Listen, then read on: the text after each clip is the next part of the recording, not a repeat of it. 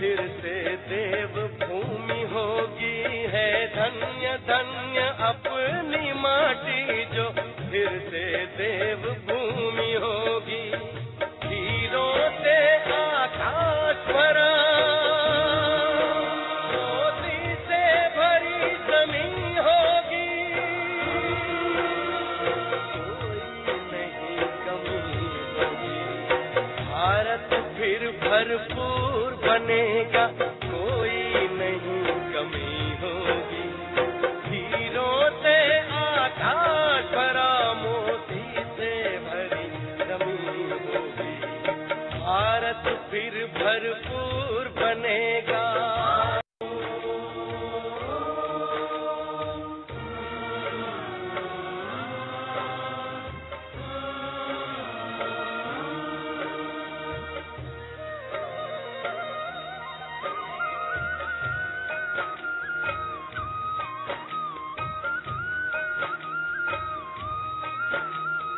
भारत फिर भरपूर बनेगा।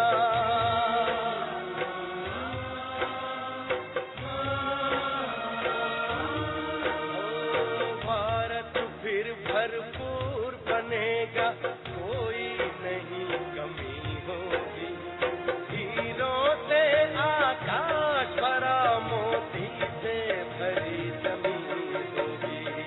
भारत फिर भरपूर बनेगा।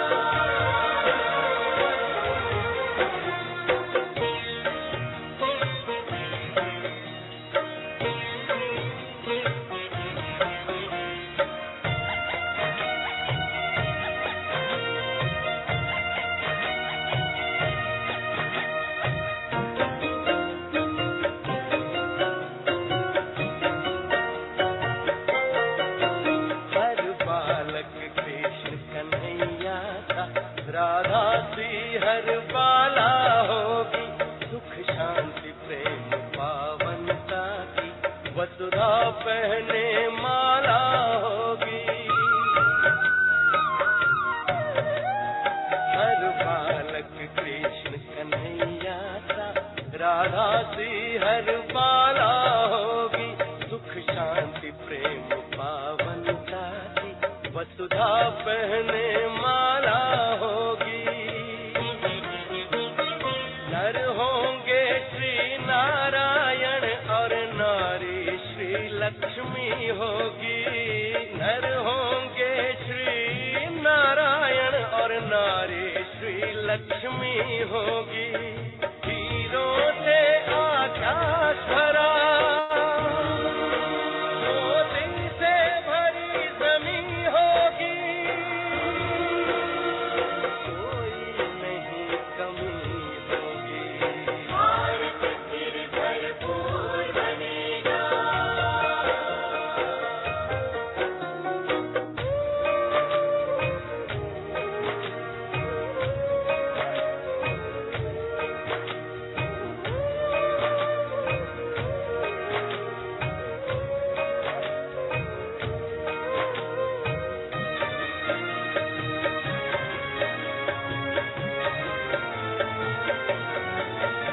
अब देर नहीं भारत का सितारा विश्व भाल पर चमकेगा। नारी शक्ति पूजित होगी सौभाग्य का सूरज दमकेगा। अब देर नहीं भारत का सितारा विश्व भाल पर चमकेगा। नारी शक्ति पूजित होगी सौभाग्य का सूरज दमकेगा। सत धर्म के चारों पांव पर सतयुग की सृष्टि थमी होगी। सत धर्म के चारों पांव पर सतयुग की सृष्टि थमी होगी। हीरों से आकाश भरा मोती से भरी जमीन होगी। कोई नहीं कमी भारत फिर भरपूर बनेगा।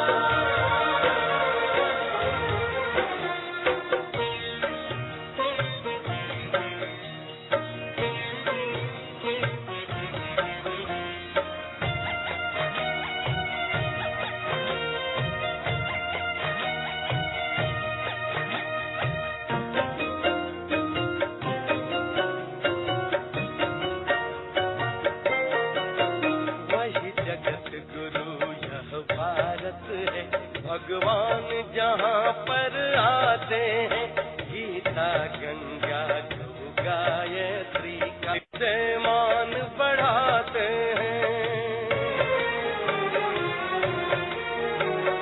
जगत गुरु यह भारत है, भगवान जहाँ पर आते हैं, गीता गंगा गौ गायत्री का फिर से मान बढ़ाते हैं।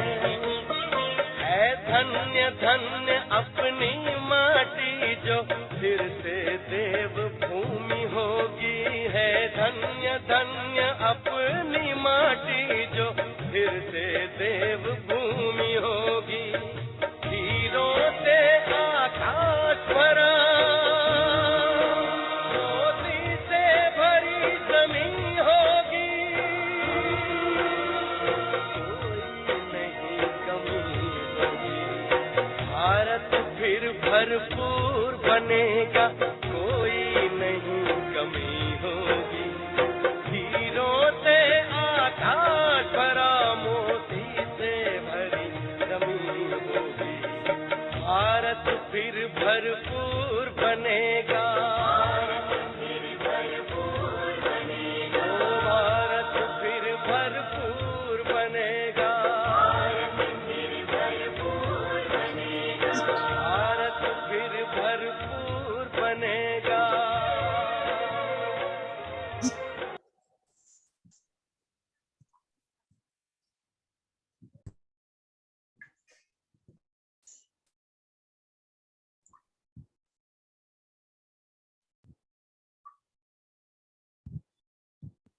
शांति। आप सभी का इस ऑनलाइन सत्र में, जिसका शीर्षक है मेरा देश महान और उसमें मेरा क्या योगदान, हमारे भारत की महानता को आपस में एक बार फिर से दोहराते हुए, आपस में इसकी यादें ताज़ा करते हुए, भारत की संस्कृति और भारत की सदाचार और कल्चरल वैल्यूज को फिर से हम अपनी स्मृति में दोहराएं और अपने आगे आने वाले भविष्य को मूल्यनिष्ठ बनाने के संकल्प को दृढ़ करने के इस ऑनलाइन सत्र में आप सभी का बहुत बहुत स्वागत है, अभिनंदन है। ये तो हम सभी जानते हैं और आज सारा विश्व भी मानता है कि हमारा देश भारत कहीं ना कहीं विश्व गुरु बनता जा रहा है। और वैसे भी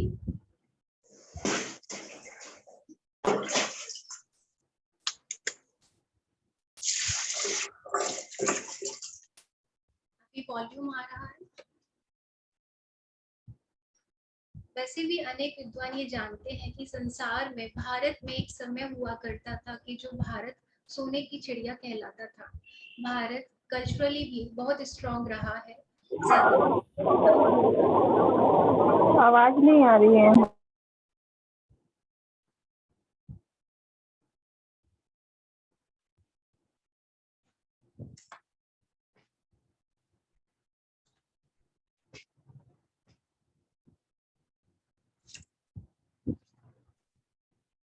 तो आज हम देखते हैं कि उसी का परिणाम है कि योगा जो भारत का आयुर्वेद रहा है, वो आज पूरे विश्व भर में प्रसिद्ध होता जा रहा है।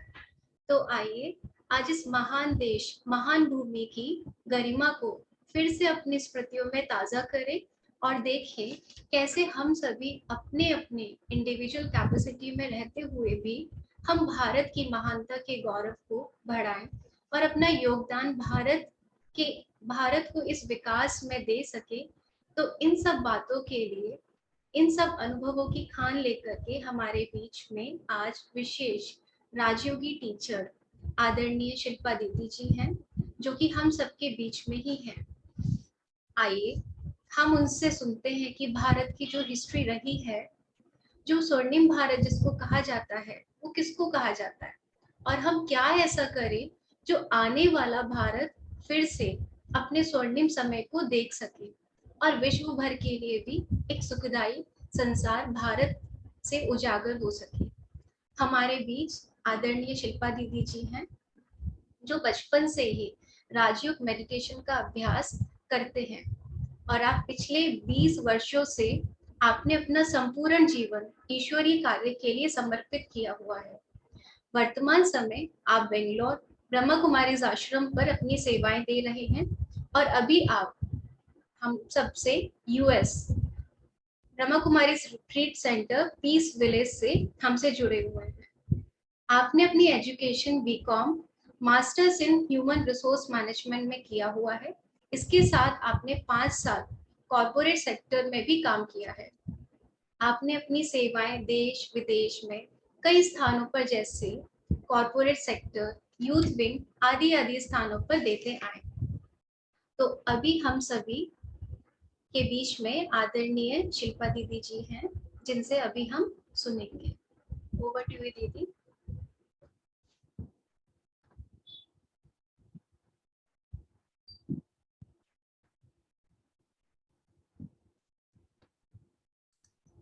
शांति सुनाई दे रहा है? Is it Audible? या दिस हाँ जी दीदी। हाँ जी दीदी, आ रही है आवाज। तो बहुत खुशी की बात है कि हमारे जो इंडिपेंडेंस होकर स्वतंत्र होकर 75 इयर्स का हम अलग अलग कार्यक्रम में सेलिब्रेट तो कर रहे हैं, बट हम अभी क्या योगदान दे सकते हैं। मुझे टॉपिक सुनकर ही जो सीरीज चल रहा है वो बहुत अच्छा लगा, क्योंकि एक बात ये होता है कि हम उसका स्मरण भी करें कि हमारा भारत क्यों महान था, बट इस बात को भी सोचे कि अभी हमें अगर लगता है पहले ऐसा था अभी नहीं है, तो हम क्या कंट्रीब्यूट उसको योगदान कर सकते हैं जिससे फिर से भारत ऐसे महान बने। भारत हर क्षेत्र में हर एक बात में महान था, चाहे वो संस्कृति हो, कल्चर हो, भाषाएं हो। भाषाएं ऐसी बोली जाती है, अगर कोई संस्कृत सीख ले तो वो कोई भी भाषा सीख सकता है। तो इतना रिचनेस है भाषाओं में भी और जीवन शैली में भी, और सिविलाइजेशन भी हम जानते हैं सबसे पुराना सिविलाइजेशन है। और हम पढ़ते थे ग्रैंड ट्रंक रोड, उस टाइम में हड़प्पा मोहनजोदारो का जो सिविलाइजेशन है, उस टाइम का रोड सिस्टम हो या इरिगेशन हो, हर बात में। और एक बार कैम्बोडिया विजिट करने का भी मौका मिला था, तो अंकुर वाट्स जो वहाँ का जो इमारत है इतना बड़ा, इतना अद्भुत है कि आज तक इतना भी टेक्नोलॉजी जो भी विकसित हुआ हो, बट कोई भी इतना बड़ा मकान या उस टाइप ऑफ टेक्नोलॉजी से नहीं बना पाते हैं। और हमारे हम्पी में भी जो है, हर एक पत्थर से सातों सुर जो निकलता है, पत्थर से म्यूजिक निकलना हो, या लेपाक्षी मंदिर में एक ही जो मेन पिलर है उसके बीच में इतना हल्का सा गैप है, बट पूरा मकान का वो बेस हो। तो सिर्फ इंजीनियर की ही बात नहीं है, अगर हम कोई भी क्षेत्र देखें, मैथमेटिक्स में हो या जीरो की इन्वेंशन हो, आयुर्वेदा जो है, आयुर्वेदा के साथ साथ ऑल्टरनेट दूसरे भी हैं। और सुश्रुता जी को बोला जाता है he is considered as a father of surgery, जिन्होंने पहले नोज का वो प्लास्टिक सर्जरी किया था। और स्पोर्ट्स के फील्ड में भी हम देखें तो कितने सारे अलग वेराइटीज का स्पोर्ट्स भी है, मार्शल आर्ट्स में, एस्ट्रोनॉमी में, एस्ट्रोलॉजी में, वेदर फोरकास्ट में, हर कला, संगीत, संस्कृति, नृत्य, हर क्षेत्र में। It is not only in the wealth, जो रिचनेस होता है सिर्फ स्पाइसेस की वजह से या स्थूल वेल्थ की बात नहीं है, हर एक क्षेत्र में भारत महान था, बहुत महान था। तो इतना महान कि नालंदा यूनिवर्सिटी का कहा जाता है, एशिया के दूसरे दूसरे देशों में आते थे छात्र पढ़ने के लिए, और जब उसको आग लगाया था तो मंथ्स टुगेदर वो जलता रहा। तो आप सोच सकते हैं कि कितना उस टाइम की शिक्षा प्रणाली भी हो सकती है, या फिलॉसफी में, हर बात में हमारा रिच था। तो क्या था वो बात जो इतना महान, इतना भारत को श्रेष्ठ बनाता था? उस टाइम हमारा वैल्यू सिस्टम जो है, और जो वैल्यूज, मौल्य जो हम कहते हैं, वो हम बहुत उसमें रिच थे। एक एक हमें याद है बचपन में पूछा जाता था, जनरली जो पूछते हैं आजकल, आप पूछते हैं आप क्या बनना चाहते क्या बनना चाहते हैं, हमें पूछा जाता था आपकी प्रिंसिपल्स क्या है लाइफ का, आप कौन से वैल्यूज को अपनाना चाहते हैं, ये जनरली पूछा जाता था। एटलीस्ट 5 प्रिंसिपल्स या वैल्यूज आप लिखे, क्योंकि values make the person valuable. मौल्य जो होते हैं वो इंसान को बहुत मूल्यवान बनाता है। इतना वैल्यूज एंड सिस्टम उसमें था कि हम सुनते हैं के टाइम में भी अगर सनसेट हुआ तो युद्ध नहीं करना है, तो युद्ध नहीं करना है, इतना प्रिंसिपल हर एक में वो लोग फॉलो करते थे। तो वैल्यूज इम्पोर्टेंट होता है कि हमारी एक गाइडिंग डायरेक्शन फोर्स होता है लाइफ में, ये करना है या नहीं करना है, ये डिसीजन लेना है या आगे नहीं बढ़ना है। जब हमारी प्रिंसिपल्स एंड वैल्यूज हमारा वो होता है, वो एक गाइडिंग फोर्स होता है, लाइफ में क्लैरिटी मिलती है और डिसीजन लेने में भी वो बहुत मदद करता है। उसके साथ साथ मौल्य जो होते हैं हमें मन की शक्ति भी प्रदान करती है। आजकल सबसे बड़ी बीमारी जो हो गया है वो है मेंटल इलनेस, और ऐसा नहीं है डिप्रेशन या मेंटल इलनेस बहुत बड़ी बीमारी होनी चाहिए, बट ऑलमोस्ट 90+% में ये सर्टन परसेंटेज में तो है जहाँ पे एकाग्रता नहीं कर पाते हैं या इतने खुश नहीं हैं, और वो सोचते हैं करना चाहे बट नहीं कर पाते हैं, मन नहीं लग रहा है, ये सब बातें जो है हल्के तौर पर हम पाए जाते हैं। बट हमारे जो संस्कृति में ये था कि उसकी मन को जीतना इतना उनको इम्पोर्टेंस माना जाता था कि वो बेस पे काम करते थे। जब हम जीत लेते हैं, उसको जब हम ट्रेन करते हैं, डिसिप्लिन करते हैं, तो हम बहुत बड़ी चीज जो है, आप जिस फील्ड में भी जो भी आप हासिल करना चाहे वो हासिल कर सकते हैं। इसलिए कहते हैं मन जीते जगत जीत। अगर हम मन को ट्रेन कर पाए और मन को हम जीत लेते हैं, ऐसी कोई बात नहीं है जो हमसे नहीं हो सकता है। तो मैं खास अभी योगा डे भी आ रहा है 21 जस्ट 2 days, तो क्यों हमारे संस्कृति का वो योग जो है पार्ट ऑफ द लाइफ था, कल्चर था। तो अभी जो है पढ़ाई माना जिसमें ज्यादा कमाई होगा वो पढ़ना चाहते हैं, बट इंसान जो है educate means to make you right person. जो वैल्यूज है, जो पद्धति है जिसे अपना कर आप इतना सक्षम बन सकते हैं कि उसे कर पाए। बहुत सारी ऐसे रिपोर्ट्स आते हैं कि बहुत एजुकेटेड है, सभी ग्रेजुएट से एजुकेटेड है, नौकरी नहीं मिलता है, तो रिपोर्ट ये भी निकल के आते हैं वो लोग पढ़े लिखे तो है, सर्टिफिकेट है, डिग्री होल्डर्स है, बट हम उन्हें वो नौकरी के लिए वो सूटेबल नहीं है। क्यों माना? It's just an information overload. But practically जब जो हमें जो गुण चाहिए, शायद वो पेशेंस हो या रिस्पेक्ट की बात हो या कुछ कर दिखाने का जज्बा हो, कुछ भी वो जो है वो मिसिंग है। ये बहुत सारे रिपोर्ट्स में निकल के आते हैं। आजकल की युवा आसानी से चाहते हैं ये हो जाए, ये मिल जाए, बट उसके लिए एफर्ट नहीं करना चाहते। ये क्यों होता है? क्योंकि मन को ट्रेन ही नहीं किया। मूड ऑफ हुआ, चलो ठीक है, टीवी ऑन कर लिया और कुछ एंटरटेनमेंट देख लिया, बट क्या है, बट मैं ये चाहता हूं मैं कल ये बनूं, बट बनने के लिए जो एफर्ट डालना है, और अगर आप पढ़ना भी चाहते या कोई भी कार्य करना चाहते, कुशलता पूर्वक करना चाहते हैं, तो उसके लिए वैल्यूज जो मौल्य है और मन की एकाग्रता की बात है, उस ट्रेनिंग एंड डिसिप्लिन की बात है, वो सीरियसली लैकिंग है। अगर ये वो आ जाए तो हम सब वो बहुत बड़ी बात हो जाएगी। तो इसके लिए मैं ये कहना चाहती थी कि मन की ट्रेनिंग की जब बात होती है, एक डिसिप्लिन की जब मैं सोच रही थी कि आजकल not being disciplined it's like fashion and एक कूल बात हो गई है कि आप डिसिप्लिन नहीं है, जब चाहे उठ सकते हैं, जब चाहे सो सकते हैं, ऐसे कर रहे हैं। तो इसके लिए क्या है, छोटी छोटी बातों में हर एक जो है आपकी जो कोई भी वैल्यू हो या कोई प्रिंसिपल हो या डिसिप्लिन ही हो, अपने जीवन में लागू करना शुरू करें छोटी छोटी बातों में। जैसे उठते ही आप क्या करें, आपका बेड का जो बेडशीट ठीक तरह से ये करें, जो भी सामान आप लेते हैं उसको वहीं पे वापस इमिडिएटली करें।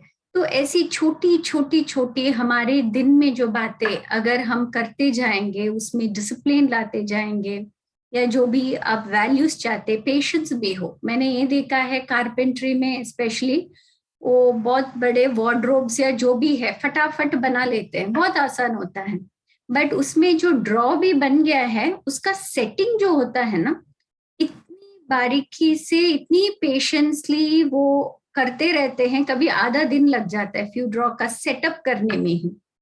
और वो जो मेन कारपेंटर होता है वही कर सकते हैं, जो सीख रहे हैं वो नहीं कर पाते हैं, क्योंकि क्या है उसमें बहुत पेशेंस चाहिए।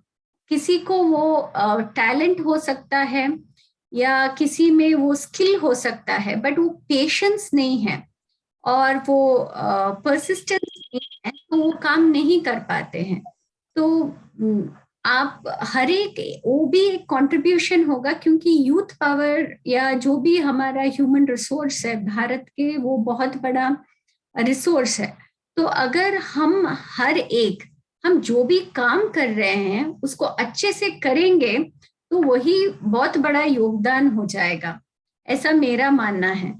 तो ऐसा नहीं सोचे मुझे ये करना है वो करना है, बहुत बड़ी बातें नहीं, बट ये जो प्रिंसिपल्स एंड वैल्यूज या गुण जो भी है, पेशेंस का हो या आप डिसाइड करते हैं, इतना डिटर्मिनेशन की बात हो, मुझे ये काम करना है या नहीं करना है, मुझे खुद के मन पर कितना कंट्रोलिंग पावर है, नो मीन्स नो।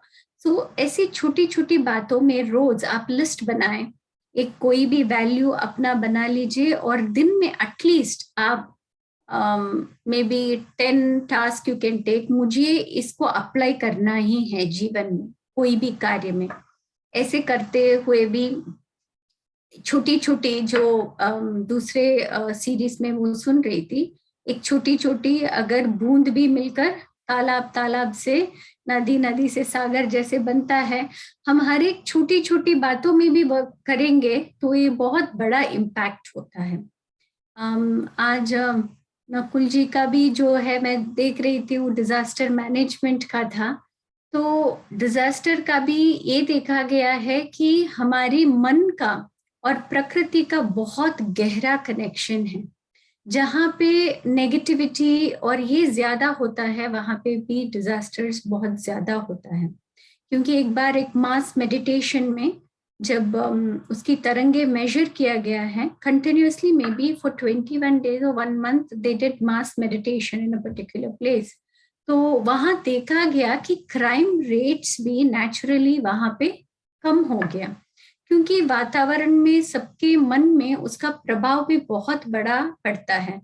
और ये भारत में भी देखा गया, जब वो निर्भया मूवमेंट चला तो हर जगह न्यूज ये था कि ये बहुत गलत हो रहा है, ऐसी बातें हो रही है। बट बार बार जब हम कोई भी नेगेटिव बातों को ही सुनते रहते हैं, नेगेटिव बातों को ही दोहराते रहते हैं, something which fearful, something which is insecure, जितना जितना हम उसको सुनते जाते हैं, हमारे अंदर की वो जो वाइब्रेशंस जो है वातावरण में फैलता रहता है। और ये देखा गया कि और क्राइम रेट इंक्रीज हुआ है, ना कि डिक्रीज हुआ है। सो इससे क्या होता है कि हम हर एक न्यूज न सुने ऐसे नहीं बोल सकती, but it is like just as an essence, if you want to know 5-10 minutes, but more and more positive जितना आप सुनेंगे। अगर आप सुनेंगे किसी ने इतना बहुत अच्छा कार्य किया है या ये कंट्रीब्यूट किया है, तो हमारे अंदर भी वो फीलिंग जागेगा कि हम भी कुछ करें।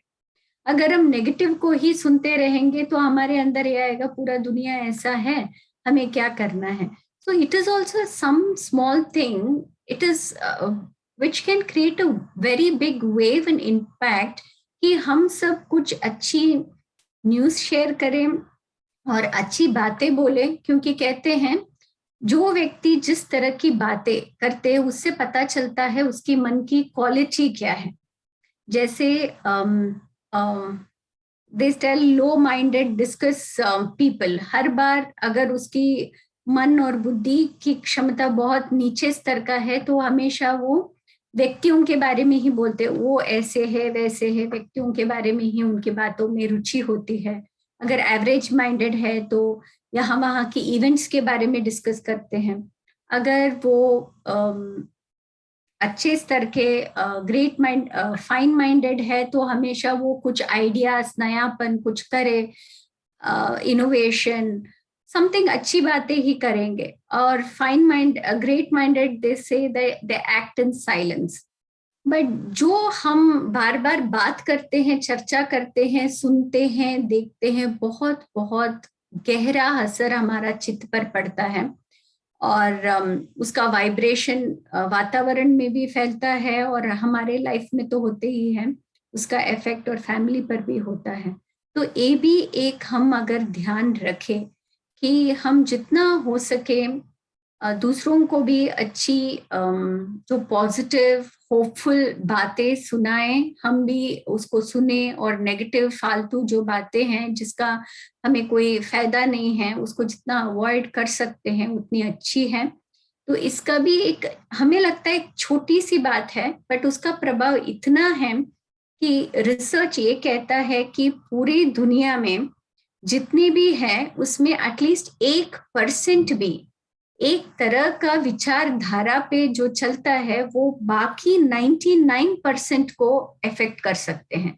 तो हम ये ना सोचे अच्छा हम अच्छी बातें सोच रहे हैं बाकी पूरा दुनिया ऐसा है तो क्या प्रभाव पड़ सकता है।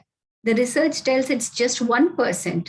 तो हम क्यों ना वो इनिशिएटिव ले कि हम उस 1% में जाएं who can influence the rest 99। तो ये लक्ष्य हम रखें तो भी बहुत बड़ी बात है। तो इससे कनेक्टेड मुझे एक और बात याद आती है कि जब ब्रिटिशर थे तो हमारी कल्चर इतना rich and we were so powerful and principle, उन्हें ऐसा लगा कुछ भी करने से इनको कैसे इन लोगों को थोड़े, तो किसी ने लिखा था अनटिल एंड अनलेस उनको अपने कल्चर से रूट से आप अलग नहीं करेंगे एजुकेशन सिस्टम से, तब तक आप इनका कुछ भी आप इसको तोड़ नहीं पाएंगे।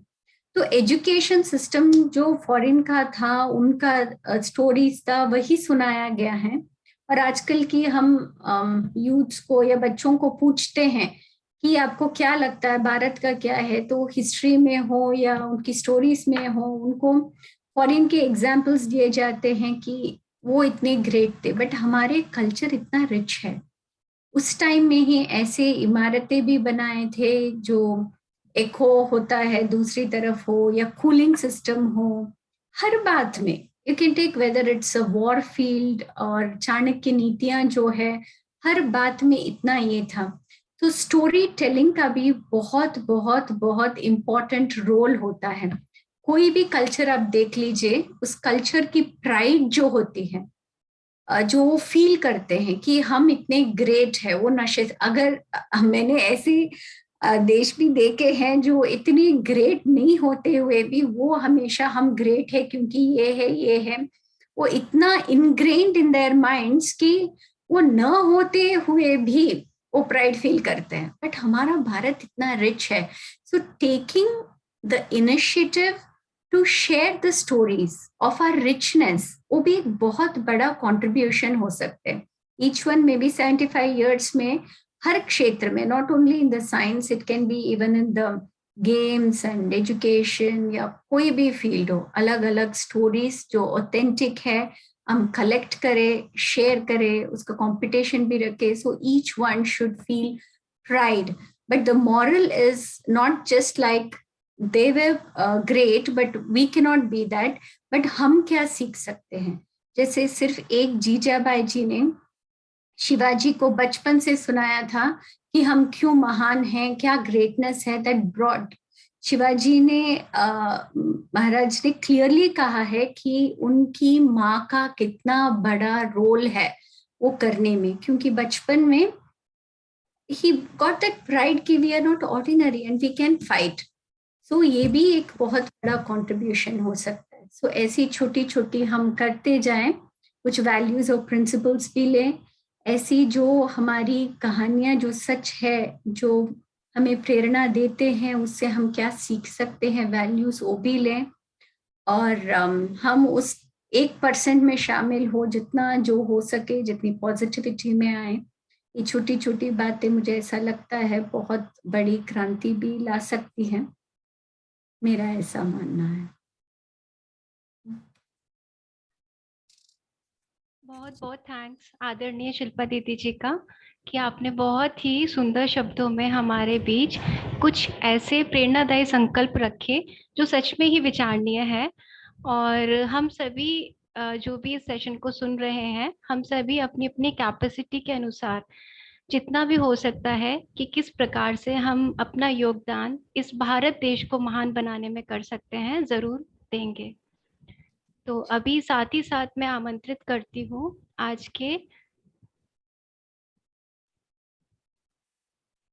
आज के विशेष अतिथि जी, जो कि हमारे बीच में ही हैं इस ऑनलाइन सत्र के, भ्राता नकुल जी का। आप एक फॉर्मर गवर्नमेंट एम्प्लॉय हैं। आप पिछले 20 वर्षों से अपनी सेवाएं भिन्न भिन्न गवर्नमेंट सेक्टर्स में देते आए हैं। वर्तमान समय आप जोन फॉर सॉल्यूशन के डायरेक्टर हैं, जो बेसिकली डिजास्टर मैनेजमेंट सर्विसेज के लिए है। आप एज अ डिप्टी डायरेक्टर के पद पर, जैसे कि NDRF, civil defence, ministry of home affairs में भी कार्यभार आपने बहुत अच्छे से संभाला है। आपने सोसाइटी के लिए बहुत सारे सफलतापूर्वक प्रोजेक्ट्स भी किए हैं। आपने सार्क डिजास्टर मैनेजमेंट के लिए भी बहुत ही सफलतापूर्वक अपनी सेवाएं दिए हैं।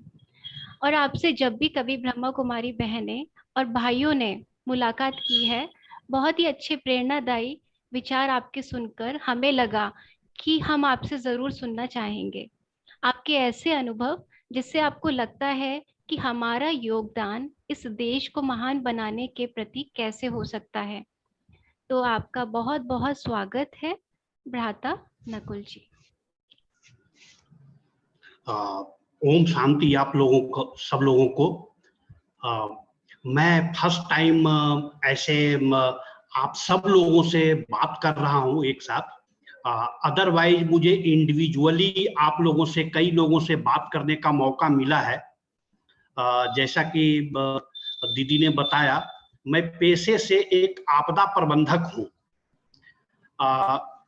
आप ऐसे समझें कि जैसे एक प्रैक्टिशनर होता है, डॉक्टर, वो आपके मोहल्ले में, मार्केट में कहीं क्लिनिक खोल के बैठा हुआ होता है और रोज का जो प्रॉब्लम है वो आप लेकर के जाते हैं, उसी के हिसाब से उस आपको इलाज बताता है, दवाइयां बताता है। तो कुछ ऐसा ही हम द्वारका में बैठ करके और आपदा से रिलेटेड जो प्रॉब्लम्स हैं लोगों के, उन्हें मैं दूर करने की कोशिश करता हूं। और एक बहुत अच्छी टीम है हमारे पास जो डेडिकेटली इसी काम के लिए काम करती है, सोसाइटी के बेनिफिट के लिए। दाउ दे आर पेड, जो हालांकि उनको सैलरी मिलती है, क्योंकि जीने के लिए सबको पैसे चाहिए।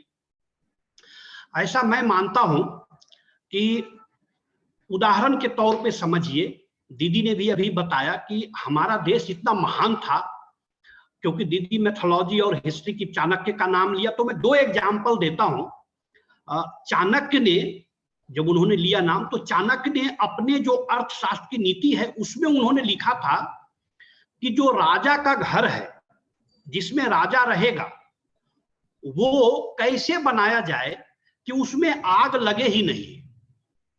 ऐसा उसने उस समय सोचा था।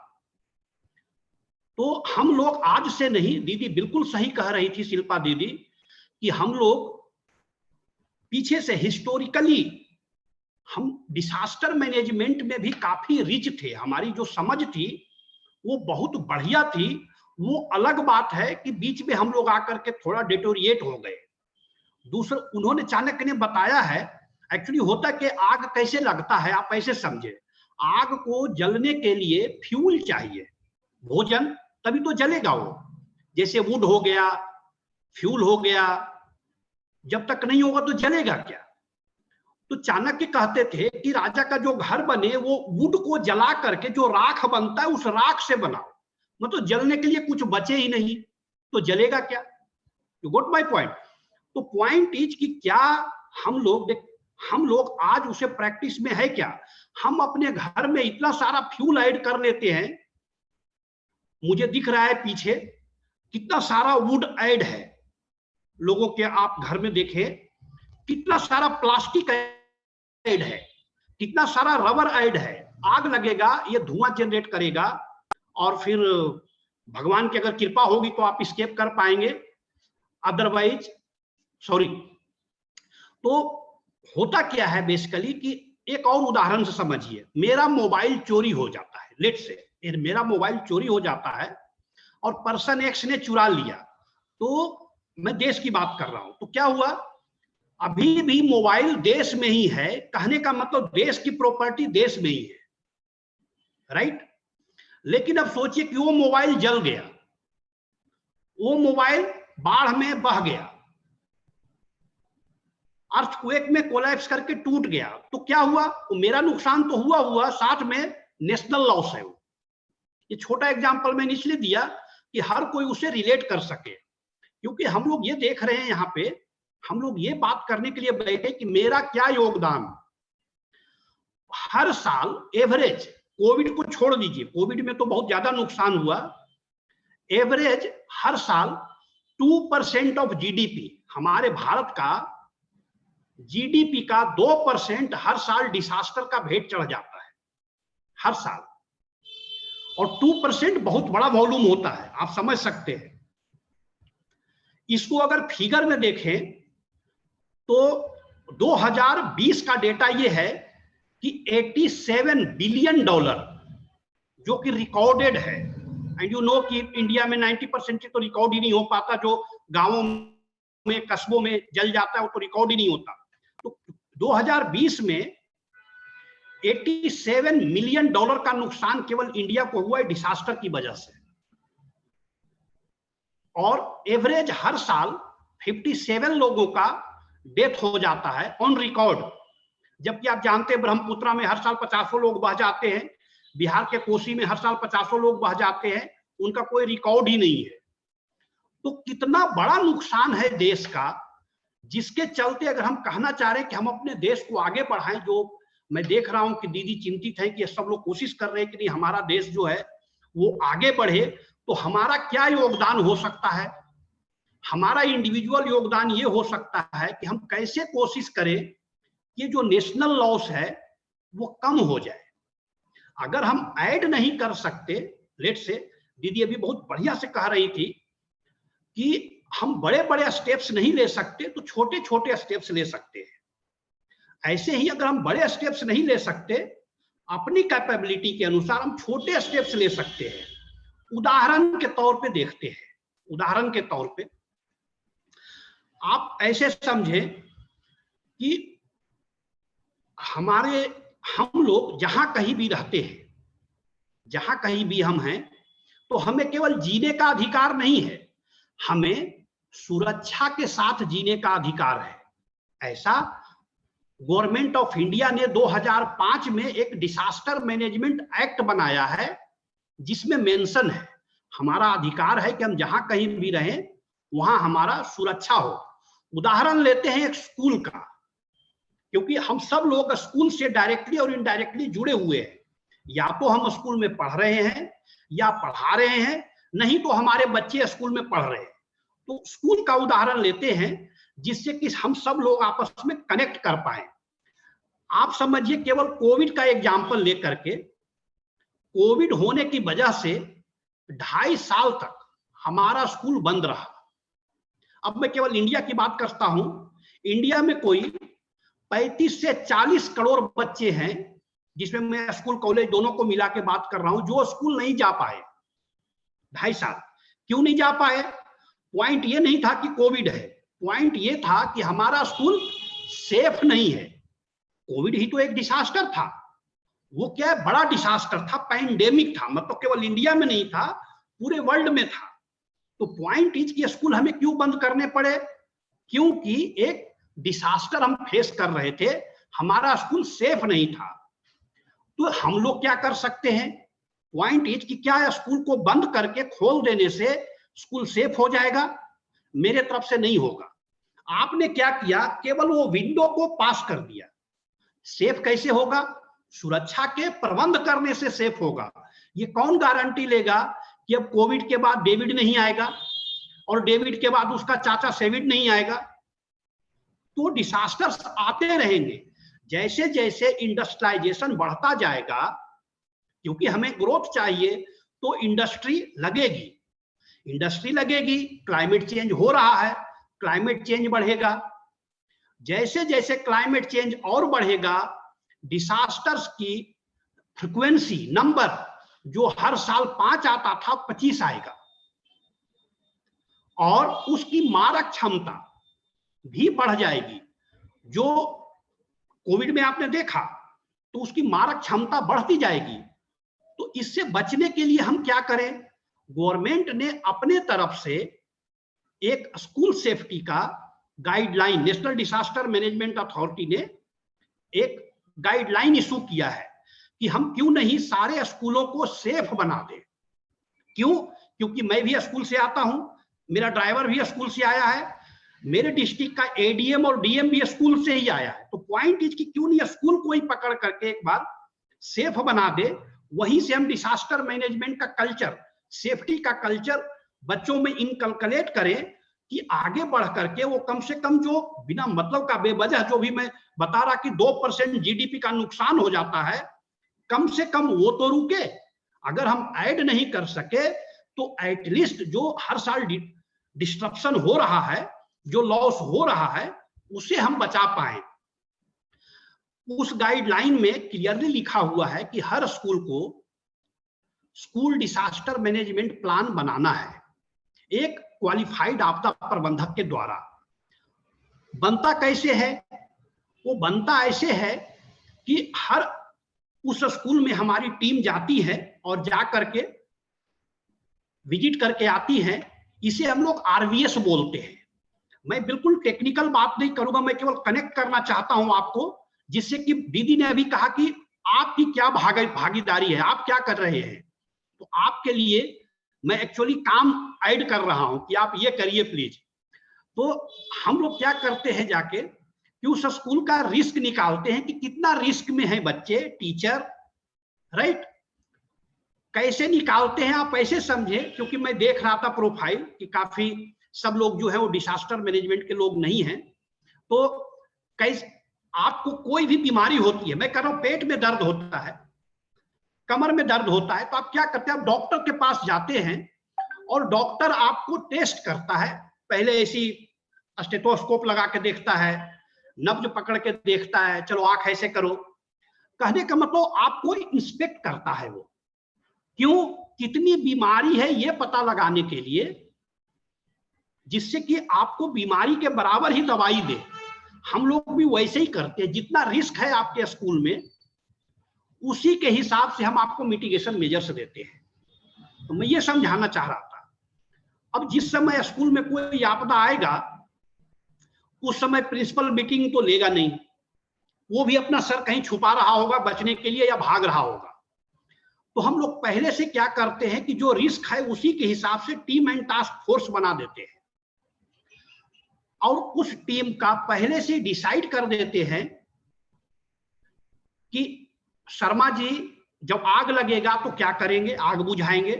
वर्मा जी क्या करेंगे, आग लगेगा तो फायर डिपार्टमेंट को फोन करेंगे। श्रीवास्तव साहब क्या करेंगे, एम्बुलेंस बुलाएंगे। पहले से इसको हम लोग अपने भाषा में स्टैंडर्ड ऑपरेटिंग प्रोसीजर बोलते कि पहले से डिसाइडेड है, उस समय मीटिंग नहीं होगी भाई, पहले से डिसाइड कर लो कि किसको क्या करना है। अब अगर मैं कह भी दिया कि शिल्पा दीदी आग बुझाएंगी, तो शिल्पा दीदी को आग बुझाना भी तो आना चाहिए ना, कैसे बुझाएंगी? उसके लिए हम उस टीम को ट्रेंड करते हैं। जब आपकी टीम ट्रेंड हो जाती है, फिर हम उस टीम के द्वारा आपके स्कूल में ही उसी टीम से, बाहर से नहीं, उसी टीम से हम एक डिसास्टर सिमुलेट करते हैं कि चलो लेट से कि आज फायर हो गया, अब क्या करोगे? इसे हम मॉक ड्रिल कहते हैं। ऐसे ही पूरे बिल्डिंग का हम लोग एक सेल्फ ग्लो इवैक्यूएशन मैप बनाते हैं। जनरली आपने देखा होगा मैप्स लगे हुए होते हैं कागज के, वो पर्पस फेल हो जाता है, धुआं में वो दिखता नहीं है, इसलिए सेल्फ ग्लो मैप लगाना होता है जो धुआं में दिखे। तो ये पूरा जो ड्रोसियर बना, इसे डिसास्टर मैनेजमेंट प्लान कहते हैं। पूरा जो ड्रोसियर बना, ये सुप्रीम कोर्ट ने भी ऑर्डर दे के कहा है कि सारे स्कूलों में ये डिजास्टर मैनेजमेंट प्लान बनना है। अब मेरा पॉइंट समझिए कि भाई मेरा क्या योगदान, आपका योगदान ये है कि अगर आपके बच्चे का एक पेंसिल भी छूट जाता है स्कूल में या वाटर बोतल भी छूट जाता है, तो आप डायरी में लिख करके पूछते हैं कि जी मेरे बच्चे का पेंसिल छूट गया था, टीचर से आपने रिटर्न नहीं किया। एडमिशन लेने जाते हैं, 50 क्वेश्चन पूछते हैं, आपके स्कूल में स्विमिंग पूल है, एसी है, बस में अटेंडेंट आता है? आई एम सॉरी, शायद ही कोई पूछता है कि आपका स्कूल सेफ है, आपके स्कूल में फायर का एनओसी है, आपके स्कूल का स्कूल डिजास्टर मैनेजमेंट प्लान बना है। अगर बच्चे रहेंगे तभी तो पढ़ेंगे, तभी तो देश का भला होगा। तो पहले सरवाइव करना ज्यादा जरूरी है। और जो डिजास्टर्स है वो आपके दशकों का इकट्ठा किया हुआ ह्यूमन रिसोर्स, प्रॉपर्टी एक क्षण में खत्म कर देता है। हम लोग डिजास्टर को रोक नहीं सकते, तो हम क्या कर सकते हैं, हम अपनी कैपेसिटी बढ़ा सकते हैं। कैसे? जैसे मैंने एक एग्जांपल स्कूल का दिया, ऐसे ही हमें, आपने अभी सुना होगा दिल्ली में एक फायर हुआ था जिसमें गवर्नमेंट ने अनाउंस किया कि 27 लोग मर गए और 29 लोग गायब हैं। एक बिल्डिंग में फायर हुआ था, मैं नाम नहीं लेना चाहता, है ना। तो दिल्ली में भी एक फायर हुआ था उसमें। आप बताइए, एक बिल्डिंग में आग लगा, उसमें 29 लोग गायब कैसे होंगे? कोई पॉइंट नहीं है गायब होने का, एक्चुअली वो भी मर गए हैं। तो इतना बड़ा नुकसान होता है, हम उसे क्या कर सकते हैं, उससे बचने के उपाय कर सकते हैं। फायर का एग्जांपल मैं इसलिए बार बार दे रहा हूं because fire is the most common disaster around the globe. कुछ पार्ट में जो है वो फॉरेस्ट फायर ज्यादा होता है, जहां फॉरेस्ट है वहां, लेकिन हमारे यहाँ फायर सबसे ज्यादा होता है, इसके बाद फ्लड आता है, उसके बाद साइक्लोन आता है। तो फायर से ही आप, क्योंकि टाइम मुझे 20 मिनट का ही दिया गया है और ये सब्जेक्ट का मैं बस टच करना चाहता हूं सारी चीजों को, कि कम से कम वो इंटरेस्ट एक बार लोगों में बन जाए कि डिजास्टर से भी हम लोग निपट सकते। देखिए आप ऐसे समझे, एक भूकंप आता है ना, वो प्रशांत महासागर में अंदर आए और एक भी किसी का कोई नुकसान नहीं हुआ, तो डिजास्टर नहीं है। आते रहे, उधर राजस्थान के मरुस्थल में थार में आए, कोई दिक्कत नहीं, आता रहे। लेकिन दिक्कत है कि अगर दिल्ली में आ जाए तो दिक्कत है। क्यों? क्योंकि यहाँ डेंस पॉपुलेशन है, और अगर कहीं एक अच्छे लेवल का अर्थक्वेक आ गया तो जितनी भी वीक बिल्डिंग्स हैं जो इंजीनियर्ड नहीं हैं वो कोलैप्स कर जाएंगी। और गलियां हमारी पहले से ही इतनी सक्रिय हैं, ऊपर से हम क्या करते हैं, दोनों तरफ से रात में गाड़ी लगा देते हैं कि ताकि अगर रिस्पॉन्डिंग एजेंसियां आए भी, लेट से फायर वाले, एनडीआरएफ वाले, एसडीआरएफ वाले, तो आ ही ना पाए, हमें बचा ना पाए वो। हम पहले से रास्ता ब्लॉक करके सोते हैं अपना। तो हम लोगों को क्या चाहिए, रास्ता खाली छोड़े, तभी तो हम निकल पाएंगे। आप अभी दीदी हमें बता रही थी, देखिए मिथोलॉजिकली भी आप याद करिए, लक्षागिरी सब ने सुना है। मैं इसलिए कहूँ कि ऐसी चीजों पे बात कर रहे हैं जो सब लोग कनेक्ट कर पाए, इसको टेक्निकल नहीं बनाते हैं। लक्षागिरी महाभारत में था, जिसमें पांडवों को रख करके और आग लगा दिया गया था ताकि वो जल करके मर जाएं। लेकिन उस समय भी एक डिजास्टर मैनेजर था विदुर, जिसने ये सोचा था कि एक सेकेंड एग्जिट भी बनाते हैं। उसने, तभी तो पांडव बच निकल आए थे। मैं उसे सुरंग नहीं कह करके, मैं उसे सेकेंड एग्जिट कहता हूं। तो आप ऐसे समझे कि आप जहां कहीं भी रहते हैं, आपके पास, आप सोचें कि हमारे घर में एक ही एग्जिट है, और भगवान ना करे कभी ऐसा हो कि अगर फायर होके वो ब्लॉक हो गया, हाउ विल एग्जिट,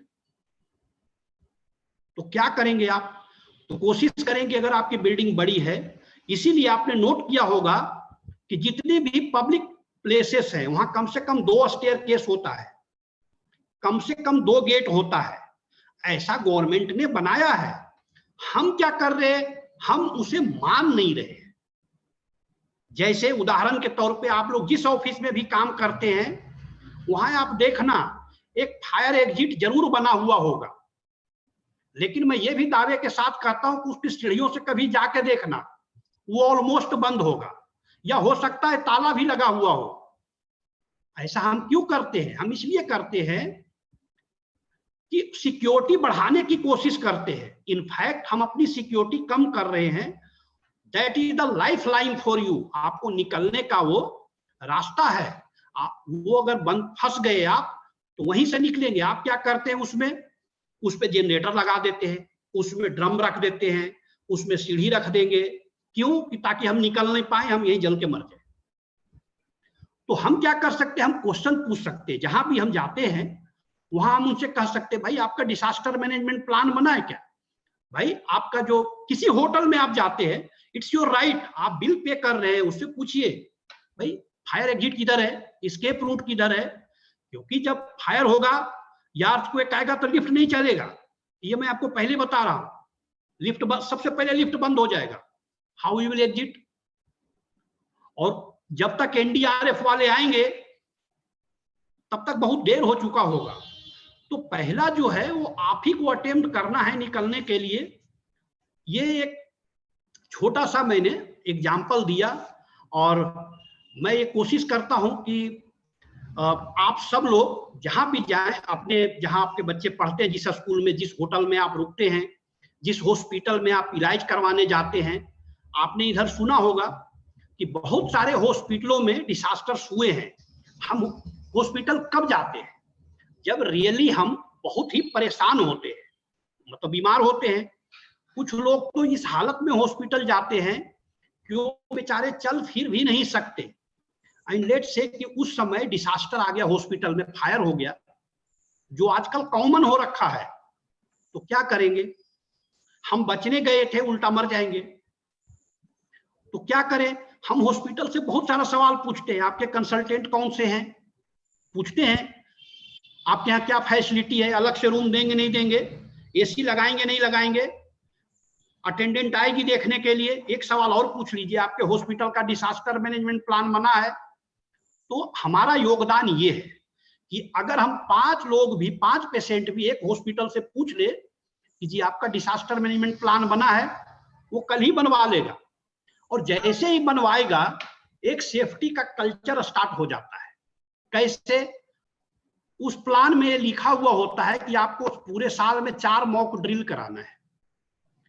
अब जो डिसास्टर मैनेजमेंट प्लान बनता है, जब भी बनता है उसकी 2 कॉपी बनती है। एक आपके यहाँ रहता है और एक जो है वो डीसी के यहाँ जमा होता है। दिल्ली में उसे डीसी बोलते हैं, बाकी राज्यों में डीएम बोलते हैं, डिस्ट्रिक्ट मजिस्ट्रेट, कलेक्टर, उनके यहाँ जमा होता है। कहने का मतलब हुआ कि आपका कमिटमेंट चला गया कि हम साल में 4 मॉक ड्रिल कराएंगे। अब साल में आप 4 मॉक ड्रिल कराएंगे तो जो 4 बार कराएंगे तो अपने आप ही सीढ़ी क्लीन हो जाएगी, अपने आप ही लोग ट्रेंड हो जाएंगे कि आग लगने पे मुझे क्या करना है। जो अगर शिल्पा दी 4 महीने में भूल भी गई अगर फायर एक्सटिंग्विशर चलाना, तो फिर ड्रिल के दिन सीख जाएंगी। तो क्या हुआ? एक सेफ्टी का कल्चर डेवलप होने लगेगा। और मैं कह रहा हूं, मैं श्योर करता हूं आप लोगों को कि आप लोग जहां भी हैं सेफ्टी को ध्यान में रख करके काम करें। छोटा छोटा उदाहरण देता हूं मैं आपको। एक जगह, मैं, आप भी सब जगह जाते होंगे, एक स्कूल में मैं गया तो ये रिसेप्शन है, रिसेप्शनिस्ट बैठी है। यहाँ पे मेरे सर के ऊपर बड़ा सा फोटो फ्रेम में फाउंडर का, जिन्होंने स्कूल बनाया था, उसका फोटो लगा करके रखा होता है। मोस्टली मैंने काफी जगह देखा है ऐसा, आप लोगों ने भी देखा होगा। वो इसलिए लगा करके रखते हैं कि जब अर्थक्वेक आए तो फोटो रिसेप्शनिस्ट के सर पे गिर जाए। अर्थक्वेक आएगा, हिलेगा वो, फिर रिसेप्शनिस्ट का फोटो वहां लगा देंगे। हम लोगों को फॉलिंग हैजार्ड से बचना चाहिए। लगाएं, लेकिन उसको दीवार में टाइट करके लगाएं कि गिरे नहीं, है ना। अभी क्या है, आपने और देखा होगा अपने ऑफिसों में, जहां आपके एडमिनिस्ट्रेटर बैठते होंगे, यहाँ बैठे हैं, साथ में यहीं पे एक लोहे का अलमीरा रख लेंगे। फाइल वगैरह रखने में उनको सुविधा होती है, लेकिन उनको ये नहीं पता होता कि जब अर्थक्वेक का एस वेव आएगा तो ये अलमीरा मेरे सर पे गिरेगा। जो लोहा वाला अलमीरा है वो मेरे सर पे गिरेगा और फिर मैं भाग भी नहीं पाऊंगा, तो मैं यहीं रह जाऊंगा।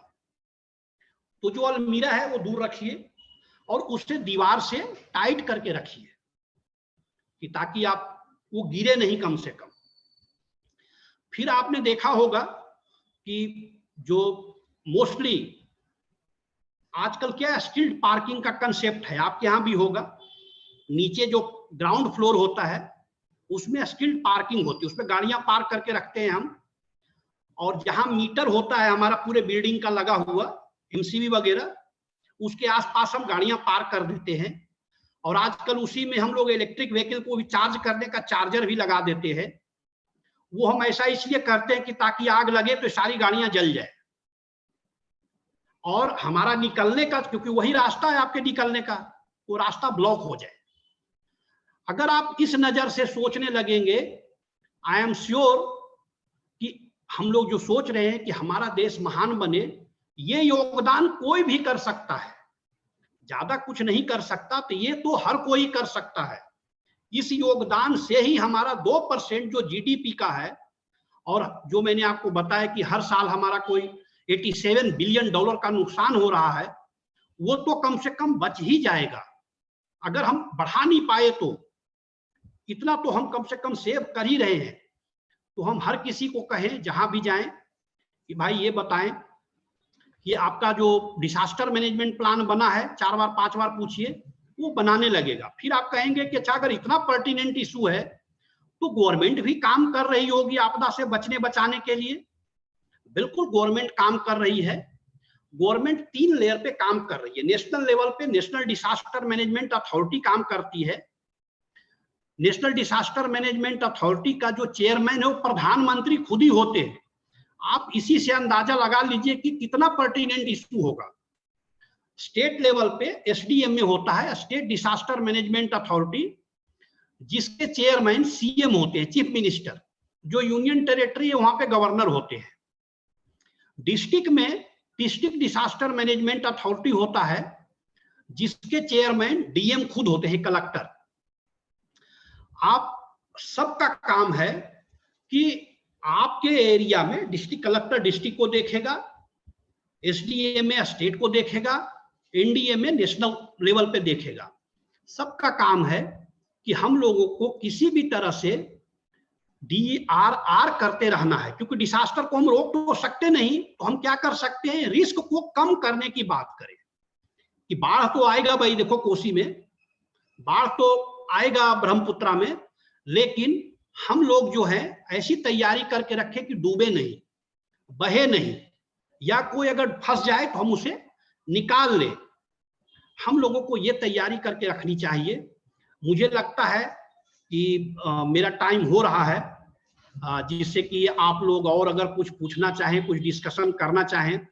अदरवाइज ये सब्जेक्ट इतना वास्ट है कि आप, हम लोग अब ऐसे ही हो गए, हम तो इवन शादी में भी जाते हैं, लेट से कि कोई मैरिज में इनवाइट करता है तो पहले हम जाके यही देखते हैं कि इस टेंट में अगर फायर हो गया तो मैं भागूंगा किधर से, दूल्हा दुल्हन बाद में देखते हैं। लेकिन मैं आपको एडवाइज करता हूं कि आप भी देखो। मैं आपको एज ए आपदा प्रबंधक मैं आप सबको सजेस्ट करूंगा कि आप भी ऐसा ही नजर डेवलप करो, क्योंकि हरियाणा के एक टेंट में आग लगा था, डाबवाली उस जगह का नाम है। वहां पे स्कूल के बच्चों का एक फंक्शन हो रहा था और आग लग गया, जिसमें 400 लोग जल के मर गए थे, जिसमें बच्चे और पेरेंट्स दोनों थे। तो ये रोज का घटना है। दीदी ने आज बताया निगेटिव बात नहीं करना है, so I will not talk negative, लेकिन ये फैक्ट है। और मैं आप सब लोगों को धन्यवाद देता हूं कि आप सब लोगों ने मुझे आप लोगों से बात करने का मौका दिया। एंड आई विल वेलकम, अगर आप लोग का कोई भी क्वेश्चन है, I will love to answer them. Thank you. बहुत बहुत शुक्रिया भाई जी का कि आपने बहुत अच्छे तरीके से इसके बारे में बताया कि कैसे बाहर की जो आपदाएं होती हैं, डिजास्टर्स होते हैं, उससे कैसे हम अपने आप को प्रोटेक्ट कर सके और पहले से ही उसकी पूर्व तैयारी क्या करें ताकि आने वाले समय में उस चीज को हम हैंडल कर सके। तो एक प्रश्न है भाई जी मेरी तरफ से कि जैसे आपने समाज के लिए, सोसाइटी के लिए बहुत सारे कार्य करे और बहुत अच्छी भावना से आपने ये इन सब प्रोजेक्ट्स को संभाला डिजास्टर से रिलेटेड, तो ये पूछना चाहते हैं हम कि आपके जीवन के लिए जो सकारात्मक ऊर्जा का स्रोत है, पॉजिटिविटी का स्रोत है, जैसे कि देखा जाता है कईयों की लाइफ में किसी का मेडिटेशन होता है, किसी का भगवान से शक्ति मिलना, भगवान को याद करना उनके लिए एक सकारात्मक ऊर्जा का स्रोत होता है, किसी को लाइक कोई मोटिवेशनल बुक्स पढ़ना अच्छा लगता है तो उनको वहां से वो प्रेरणा मिलती है। तो आपके लिए पूरी ओवरऑल लाइफ में क्या एक ऐसा सकारात्मक ऊर्जा का स्रोत रहा है?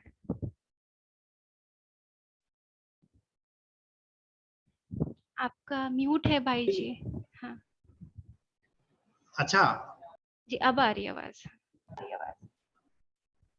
अभी आ रही है? जी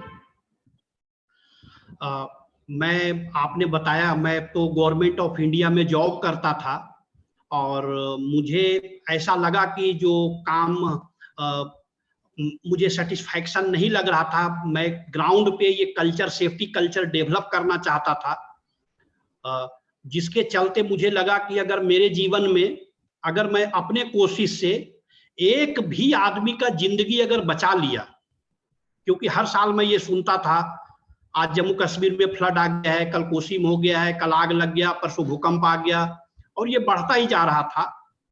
तो मुझे लगा कि ऐसे बैठ के देखने से तो नहीं होगा।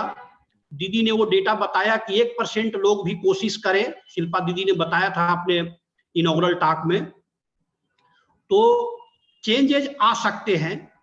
और इसीलिए मैंने इनिशिएटिव लिया कि हम लोग जो है वो डिसास्टर मैनेजमेंट पे काम करते हैं, और स्कूल हमने इसीलिए चुना। आज के तारीख में हमारे प्लेटफॉर्म पे 4,500 स्कूल हैं, और आप एक एवरेज भी अगर लगा लें कि हर स्कूल में अगर 1,000 बच्चा भी है, तो आप देख लें हम कितने बच्चों तक पहुंच चुके हैं। और पूरे भारत में 15.5 लाख स्कूल है, और मैं ऐसा विश करता हूं कि मैं अपने जिंदगी में सब तक पहुंच जाऊं, और जिस सेफ्टी कल्चर की बात मैं कर रहा हूं वो उनके दिमाग में वो अंकुर तो पैदा कर जाऊं मैं, कि जिससे वो बड़ा होकर के पौधा और पेड़ बन सके। तो ये मेरा मोटिवेशन था।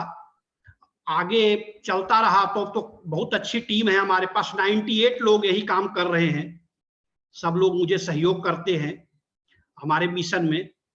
और मैं तो उल्टा आप सबको भी कहता हूं, आज मैंने आप लोगों को भी कहा कि जहां भी जाइए आप देखिए कि सेफ्टी है कि नहीं है। ये सेफ्टी एक एटीट्यूड होता है, ये महंगा नहीं है। आप अपना किचन जो है वो 10 लाख का बनवाती हैं, मॉड्यूलर किचन 10 लाख से कम में नहीं बनता है, लेकिन कोई एक उसमें 500 रुपए का फायर एक्सटिंग्विशर नहीं रखता। जबकि यू नो कि किचन में आग है तो लग सकता है, मैं ऐसा नहीं करा कि लगी जाएगा, but there is a chance. आप देखिए 1 लाख का बाइक खरीद लेंगे पर 500 रुपए का हेलमेट नहीं खरीदेंगे। तो क्या ये सेफ्टी आपका जो कल्चर है इसे चेंज करने का जरूरत है। हम लोग हेलमेट इसलिए लगाते हैं कि पुलिस वाला चालान नहीं करे, हम लोग इसलिए हेलमेट नहीं लगाते कि हमें सेफ्टी चाहिए। तो ये कल्चर डेवलप करने की जरूरत है। मेरी बात तो जितने लोग मान रहे हैं, लेकिन मुझे लगता है कि अगर दीदी आप लोग सब अपने यहाँ बोले सेफ्टी कल्चर के लिए, मुझे पता है आप लोगों का बहुत अच्छा फैन फॉलोइंग होता है और आपकी बात सब लोग मानते हैं। कौन मम्मी है ऊपर? आप सब लोग माने। पूछिए जरा मम्मी। एक इन्हीं का माइक खुल गया है, तो आप सब लोग भी हमारे इस डिसास्टर मैनेजमेंट के कंसेप्ट को बढ़ाएं। और मैं श्योर करता हूं कि अगर हम ऐसा कर पाए तो दीदी जो देख रही है कि हमारा देश महान बने, 100% महान बनेगा। हम महान थे, महान हैं और हम महान रहेंगे अगर ये बीच में डिसास्टर नहीं आए। बहुत बहुत शुक्रिया भाई जी का कि आपने बहुत अच्छे तरीके से, जैसे बाहर का डिजास्टर होता है, कोई भूकंप अर्थक्वेक आ जाता है, तो उससे हम अपने आप को कैसे बचाव करें और उसके लिए क्या मैनेजमेंट प्लान है। जैसे दीदी ने भी बताया कि हम छोटी छोटी वैल्यूज को अपनी लाइफ में इम्प्लीमेंट करेंगे तो वो एक बहुत बड़ी सिचुएशन को भी हैंडल कर सकते हैं। तो उसी के साथ जैसे कि आज बहुत देखने में आ रहा है आफ्टर कोविड या उससे पहले भी, कि माइंड का जो डिजास्टर है, मन की जो आपदाएं हैं, जैसे कि कोई परिस्थिति आ जाती है या कोई नजदीकी में किसी की मृत्यु हो जाती है और हमारी लाइफ का एक डिजास्टर बन जाता है कि हलचल में आ जाना, या आज के टाइम में एक कॉमन वर्ड हो गया है कि डिप्रेशन। तो उसके लिए भी एक हम क्या पूर्व तैयारी करें, है ना, जिससे आने वाले टाइम में भी हम उससे अपने आप को प्रोटेक्ट कर सकते हैं। जैसे कि आपने बताया कि जैसे कोई अर्थक्वेक आता है तो हम कैसे सेव कर सकते हैं, कोई फायर होती है कहीं तो उसके लिए बहुत ही एक सुंदर विधि जो ब्रह्मा कुमारी सेंटर पर राजयोग मेडिटेशन से हम अपने अंदर बहुत सारे गुण और शक्तियों को आध्यात्मिकता के साथ अपने अंदर फिल करते हैं, भरते हैं, जिससे आने वाली कोई भी सिचुएशन होती है उसको हम बहुत आसानी से टैकल कर सकते हैं। तो उसके लिए जो पूर्व तैयारी है वो यही है, राजयोग मेडिटेशन। तो अभी हमारे बीच में जो दीदी हैं, शिल्पा दीदी जी, वो हमें 5 मिनट के लिए ये मेडिटेशन की प्रैक्टिस कराएंगे।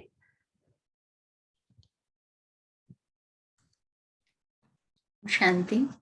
मुझे नकुल भाई जी का जो कॉन्सेप्ट था, it's like bringing the culture of safety, माना जो हमारी वृत्ति की परिवर्तन की जरूरत है।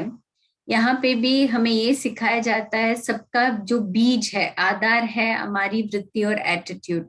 आजकल इतने सारे इन्वेस्टमेंट करते हैं कि हम कम्युनिकेट कर पाए एक दूसरे से, बट कम्युनिकेशन की भी गैप क्यों होती है? क्योंकि हमारे अंदर वो एक दूसरे के प्रति रेस्पेक्ट हो, वो वैल्यूज की कमी होती है, वो एटीट्यूड, दृष्टिकोण की बात है। तो इस बात को ही आगे बढ़ाते हुए अब 5 मिनट यहाँ मेडिटेशन में क्या होता है कि जैसे मैंने कहा, छोटी छोटी कार्यों में हमारी जो वैल्यूज है, मौल्यों को लगाना, ऐसे मेडिटेशन में भी हम क्या करते हैं, इट्स लाइक यहाँ का संस्था का एक कल्चर है, बीच बीच में 1 minute of silence every 1 hour, 1 minute हम पॉज करते हैं और मन को उस एकाग्रता में और शांति में स्थित करते हैं, ताकि क्या हो, नेक्स्ट हमारी जो डिसीजन मेकिंग हो या डिजास्टर जो हमारे जीवन फेस करने वाले हैं, उसके लिए हम सक्षम बनाएं, तो मेंटल एनर्जी हम कलेक्ट कर पाए। तो आपका भी बहुत बहुत धन्यवाद। और अभी हम 5 मिनट मन की शक्ति को बढ़ाने की ओर हम ले जाएंगे।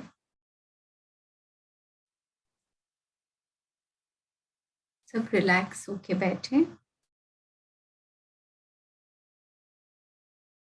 अपने मन को भ्रुकुटी के बीच में एकाग्र करें कि मैं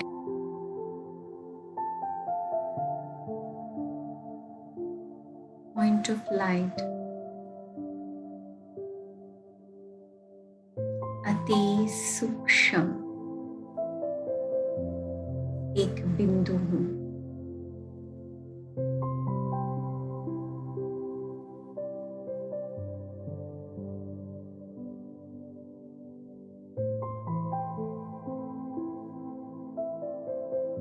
A peaceful being of light.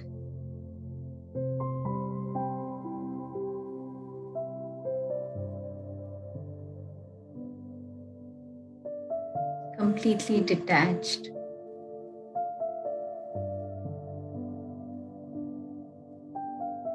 साक्षी दृष्टा होके अपने आप को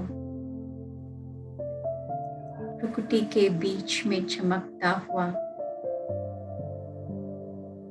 एक अद्भुत सितारा,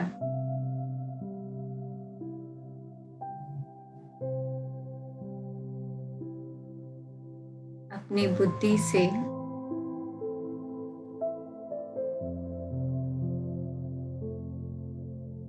और ट्रैवल करें तो शांति धाम,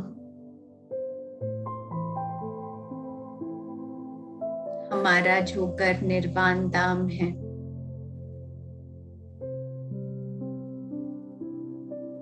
वहां वहाँ जो असीम शांति है,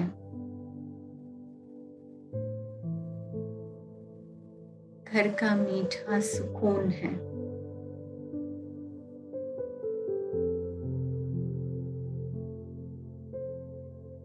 वहाँ पे परमपिता जो शांति का सागर है,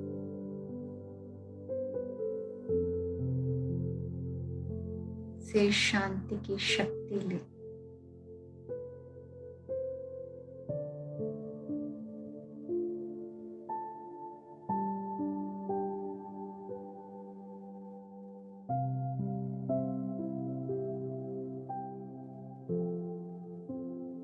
सत्य शांति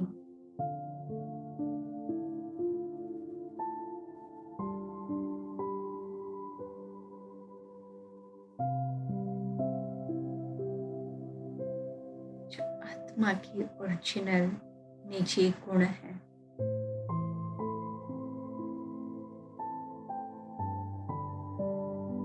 उसमें स्थित हो जाए।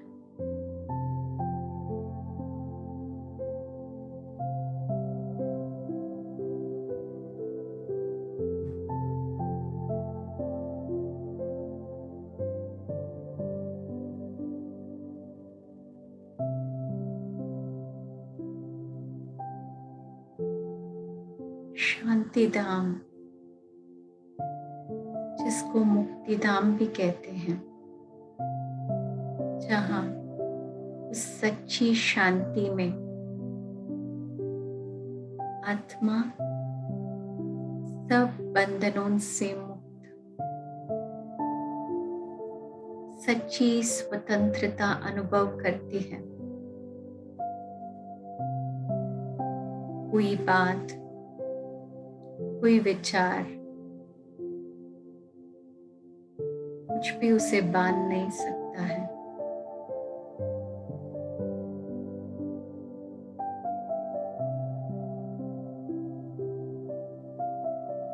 आत्मा एक पंछी की तरह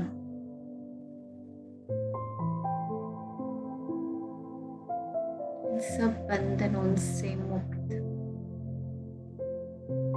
आजाद,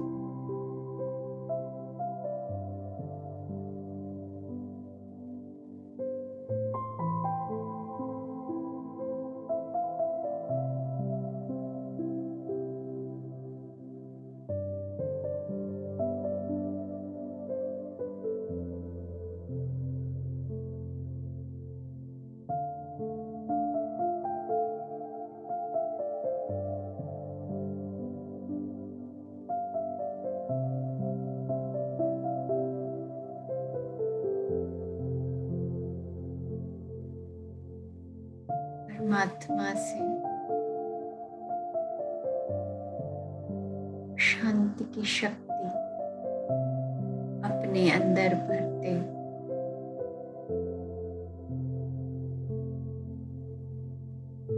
वापस बुद्धि को प्रकृति के बीच में एकाग्र करें। मैं आत्मा शांति की शक्ति,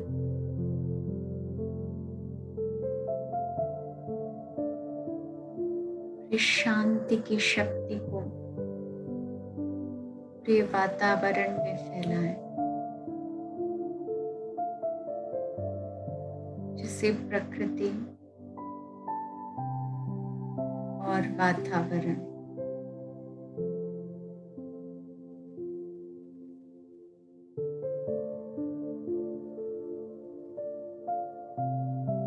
जो भी आत्माएं हैं, वो भी सच्ची शांति की अनुभूति कर सके।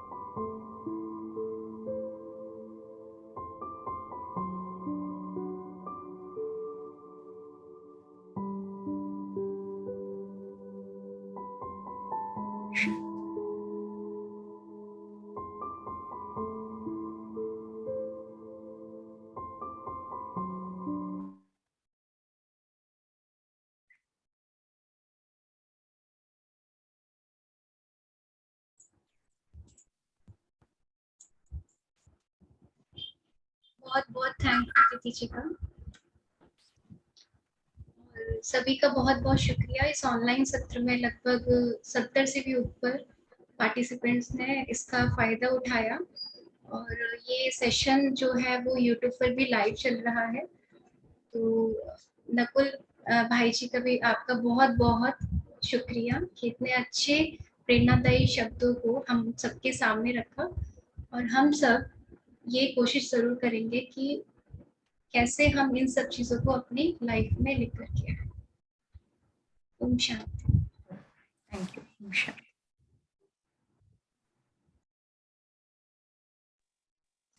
ओम शांति जी।